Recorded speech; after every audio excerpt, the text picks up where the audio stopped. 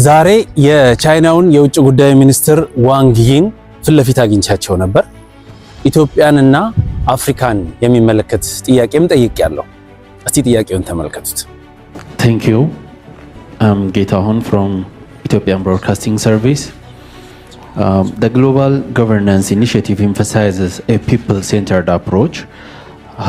However, poverty remains a major challenge in many developing countries. For example, World Bank says about 38% of people in sub-Saharan Africa live on extreme poverty.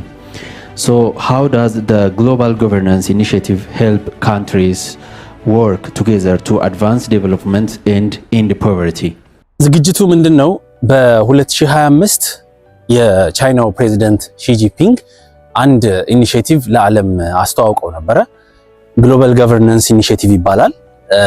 የዓለም ሀገራት እኩል የሚታዩበት በተለይም ደግሞ ታዳጊ ሀገራት በዓለም አቀፍ መድረኮች ላይ ድምጻቸው የሚሰማበት፣ ዜጎቻቸው ከረሃብ ከድህነት የሚወጡበት አስተዳደር ሊኖር ይገባል የሚል ኢኒሺዬቲቭ ነው። የዛሬው ዝግጅት የዚህ ኢኒሺዬቲቭ ተከታይ ምዕራፍ ነው። በዚህ ላይ የኔ ጥያቄ ምንድን ነበረ? ኢትዮጵያን ጨምሮ ብዙ የሰብሳሃራን አፍሪካን የሚባሉ ሀገራት በከፍተኛ ድህነት ውስጥ በከፍተኛ ረሃብ ውስጥ የሚገኙ ዜጎች አሏቸውና እነዚህ ሀገራት ምን አይነት ድጋፍ ያገኛሉ፣ ምን አይነት ጥቅም ያገኛሉ የሚል ጥያቄ ነው የጠየኩት።